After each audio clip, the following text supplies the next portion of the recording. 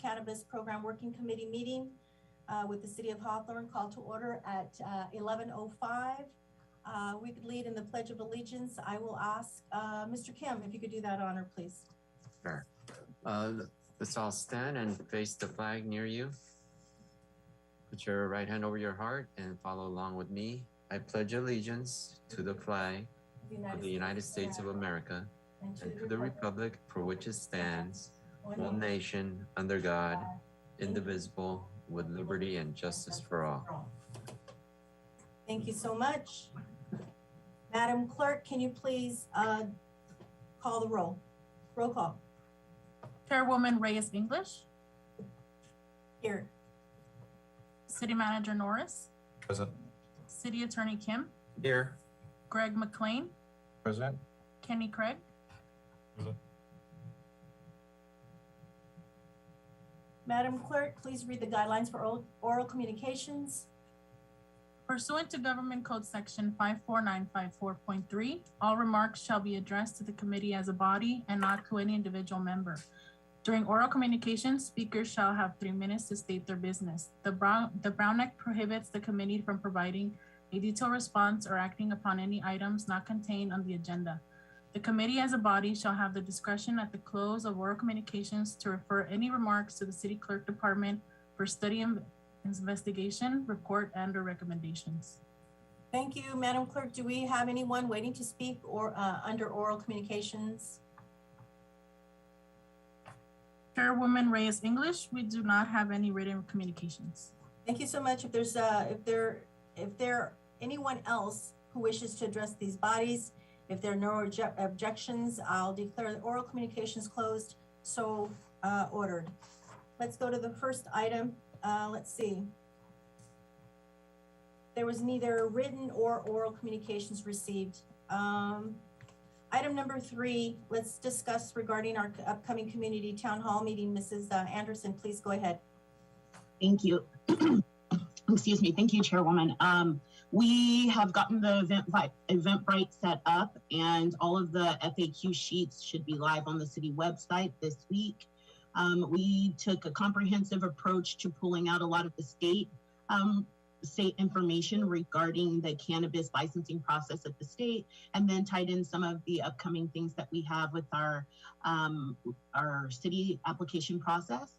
So you will notice on the website that there is information about formal communications to the city. They all need to be addressed to the cannabis email address only. And there is an advisory about contacting members of the staff, the consulting team, or the other elected officials regarding the application process. So all of that will be updated on the website, as well as where you can register for any of the 4 workshops.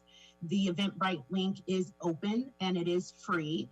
So as long as you have the link, you have access to reserve tickets, excuse me, for all 4 of those, or any of those 4 dates that we have set on the calendar for community workshops. The only thing today that we need to finalize on that is our COVID restrictions, the capacity, so that we can, we want to be as transparent as possible. So we're putting the exact number of tickets we have available based on COVID regulations that the city has on the website or on the Eventbrite link, so that you can count down. Just to caution everybody, the Eventbrite description is very vague. That platform with cannabis can be triggering for some for some of their internal policies around cannabis. So we didn't use a lot of that language. We stuck to community workshop and city workshop, since that's what it is, and we didn't want it to get flagged. So I just wanted to let you know that and put it on your radar in case you're reading and saying, hey, this doesn't tell, a lot of information about cannabis. That's why, just to make sure that we are able to utilize the service and it doesn't get flagged as a cannabis event. Okay. So one of the things that we have on our list is just figuring out what is that COVID restriction inside of that building, the occupancy, so that we can make sure that we identify how many seats will be available for each of those workshops. Yeah, Vaughn and I are going to be doing a walkthrough of the facility on Friday, and we'll be able to get a better idea. But I think for the most part, Vaughn, can you speak a little bit on that? Because I do know that you've already been working on this week with staff. Absolutely. So we're set up for 250 people. We will have the room capacity is rated at 2,000. So we'll be operating at a very low percentage for COVID protocols. If additional seating is needed, we can up that number of folks, but we're anticipating no more than 250 people for Saturday. We will have a check-in station. Our plan is to have leaflets for distribution at that table. Hopefully we can have the FAQ sheet ready. We'll have discussion if needed for any of the concerns that the community might have or questions. We will have audio video provided per your request, Ms. Anderson, for that day. At this time, either during the last item for discussion, we can talk about items needed for that day. But as of right now, Tony has chatted with staff at Community Services for the setup, and we're ready to go for Saturday. Can I just make mention, Vaughn, real quick, because this is going to be an indoor setting.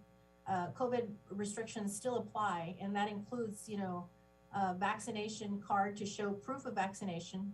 And I do believe that there's a requirement that if you're not vaccinated, that you have to provide a test, right? A test that shows negative. Not here in the county. If we want to implement that, we can. The only mandate that we will enforce that masks indoors must be worn the entire time. But if we want to add that component of checking vaccinations, we can discuss that. Okay. Yeah, I know Orange County is different than us at this point. They're kind of like free. And we're still going through procedures and protocols. And, the convenience of it all too is that we've got COVID testing right outside at the Memorial Center. So I think we should go that route with regards to showing vaccination, proof of vaccination, since we're going into an indoor setting. Mr. Kim? Yeah, I was just going to mention that although we're not required to post an agenda for the town hall meeting 72 hours ahead, I think it would be a good idea to just have a brief agenda for the town hall to be posted on the website so that people are aware just generally, what's going to be discussed. Yes, that's a good idea. And I think the major point here is the educational component. I think that's very important. From the state to our election in 2020, to our formation of appointments through the mayor, of committees here in our city hall, and who oversees those, and what's the charge of the working group committee, and what we're ultimately doing as we do these meetings every second and fourth Thursday of the month, and have been doing this maybe for the last, I would say, 2 months now. Mm-hmm. So that's good. Again, an educational component is very important, very important. And then where we're at now with regards to the working group committee and the town hall meetings to get community feedback, suggestions, recommendations, opinions, all of this that's why we're bringing it to the people. Let's go on to item number 4 with regards to updates for the community workshop registration, which you just made mention that Eventbrite has been up for the last week or so. Can you give us an idea of how many registered registered individuals have signed up? The link is not active yet. We've created the web page, and so everything will go live once we have final city approval. And I'm expecting that to go live this afternoon, unless Vaughn, if you've already posted it, please correct me. But I thought we were going to post it probably after this next meet or after this meeting. So that's the update with the protocol. With the Eventbrite link and the protocol on how to register for the event. We can add all of that information on the agenda as well. We have a brief agenda already, so we can get that posted on the website with those other items that you just mentioned about the purpose of the working committee, kind of the timeline of where we are and where we're going, and the things that will be covered in the workshop. Let me go to Mr. Norris. Ebony, I did a test run on registration. I was able to register on Monday or Tuesday, and I actually received a invitation to show that day. So the site is live, to my knowledge. The site went live. I made it live, but the link isn't posted. So it's only if you have access to the link that you'll be able to register. So the link is on our website and it's been published. Okay, then perfect. Okay, perfect. Got it. Perfect. Then we do have it. Then it is live, and we'll be able to check that as it's ongoing. Is there any way that you could ask staff to check to see how many registered voters, I keep saying voters, excuse me. Registered participants, yes. Can you give us that before we close out this meeting today? I would like to know. And then also, we're gonna, be implementing for questions that are gonna be posed, 3x5 index card at every seat with a pencil pin so they could make their questions. And then I want to, this is due to COVID, obviously we want to stay safe. I want to have someone on this board to volunteer to read out those questions. And of course you have to vet out the questions because some of the questions might be redundant, same question, right? So I want to be able to have someone on this board be able to read out the question. We're going to have staff retrieve all the questions, bring them to the front, and then a board member. I was actually thinking of you, Mr. McLean, just going through those cards, reading the questions, and having consultants respond, and then again, being able to just engage and talk about everything that we've been doing up to today. So, is that okay? Yeah. Okay. Yeah, that's perfectly fine.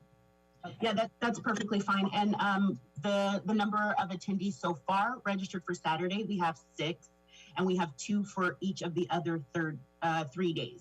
Okay, perfect. Thank you so much. We're also going to have some display boards that are going to be set up so that folks can know of the other dates that we have available.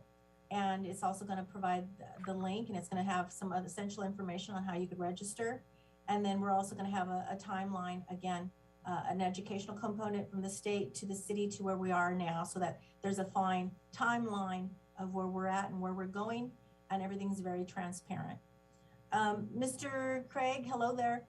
Is there anything that you would like to offer or might suggest with regards to, the setup, the procedures? Now, just so that everyone knows too, we will have Sergeant at Arms present, just like any parliamentary procedure, no disruptions. Any disruptions would be, those escorted out. However, for safety and everything else, anything you want to offer? No, you brought the Sergeant at Arms. He'll be there the whole time, probably about 20 minutes before we start, and make sure that it's all cleared out before he leaves. We've also notified all patrol supervisors of the event to make sure they're aware of it. I don't anticipate any problems, but should we have a group that gets out of control, we can have, we'll have very quick response if we need some extra officers. Thank you so much, and to Chief Ishii and our police officers for their assistance. I want to go ahead and go into item number 5, which is the updates on the maps. Ms. Anderson? Yes, I'm actually really excited about this. I'm like a GIS geek, so bear with me through this one, but we're really excited. The planning department did a great job, and our GIS guru over at the city, she did an excellent job mapping out the sensitive uses for the city. based on the state requirements of schools, and then also some additional items that, sensitive use receptors that have come up in discussion. And so we have a map of those now throughout the city, and we're going to overlay that map with the available real estate map. And that's going to give us the information that I think we need as a committee to determine those caps, or if there will be any caps. So what we're going to be able to do is identify sites that are both in certain zones, like our commercial zone, the available real estate within that zone, and then also sensitive uses within that particular radius. So Okay. it's really exciting because we'll be able to use graphic information to really solve for why, which is, do we need to create a cap system because we have a lot of opportunity in the city, or are we able to have a free application process with no cap, and let the real estate market kind of dictate the number and where they will be. So we'll be able to have that, we're hoping, by our next working meeting, so that we can really take a deep dive into those land use policies. I have already met with the planning department. I met with Greg earlier this week, and we went over some of the opportunities we have for the licensing structure within the existing municipal code.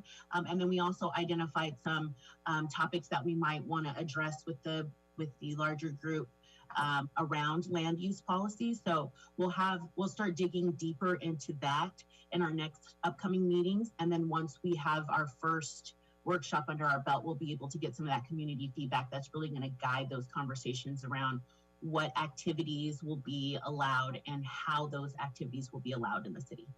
Okay, great. I want to also make sure that we're implementing, Greg and city manager, those maps in a billboard style, if you will, that shows the grid of our city and what we're discussing, and have those for display at some of our other meetings. So like our second meeting, for instance, we're going to be talking obviously on zoning and other concerns, right? So I just want to be able to have pictures, have billboards posted so that folks could understand. And if they want to look at those after the meeting or go and observe those, they're more than free to do that. So that's good. Any concerns, anything more regarding sensitive uses, maps? I think one of the action items we discussed for the committee today, to maybe give some direction on, I'm not sure if Greg, if you have, or Mr. City Manager, if either of you have the sensitive use map available, if you're going to share that now. But we wanted to kind of take a look at some of those uses and maybe identify if these are the group of uses we want to take a look at, or if there are additional uses, or if we want to take some of these uses away. That's something that we thought we'd bring back to the group. I might be able to find it quickly. Give me a moment though. Ebony, are you asking to share that screen right now, or are you saying to share that during our meetings? I was just wondering if we were planning to share the screen or share that map now, or if we were going to hold off. But I know that we wanted to talk about, the list of uses that we have on the map so far, which would be the schools, the parks. We had the treatment facility centers. Those are the ones that I thought we could go over, at least at the very least, just the list. So that we can all be on the same page about what those sensitive uses we plan to look at include. Can we maybe have some attachments for our next meeting? Sure. This right now is just what we're working on and those updates, but I think we have to have additional attachments to our agenda so that we could follow along and see exactly what those look like, and have some questions based off of what we're seeing. Sure. Okay, so Are you good with that, Mr. McClain? Yeah, yeah. Okay. I just found it, but we can put that with the agenda next time. Okay. I want to go ahead and see if there's any other concerns, questions with regards to this Saturday's town hall. We all know how important it is to get community feedback. I'm glad that we're here at this point, at this time, to do that. And I'm actually excited to hear and see the participation and the engagement from the community. So working collectively to bring all of their concerns after their questions have been posed. I want to make sure that we're putting a Q&A online that shows those questions that were posed and with a response. And then I want to be able to implement anything that we learned from our first town hall in our next working group meeting. So if we could go make sure Mr. Kim and Mr. Norris that's implemented into our agenda. Any those things that we're going to be learning this Saturday. Anything more? Anything else? No, I think that's it, and we can re-agendize the sensitive use conversation for our next working meeting.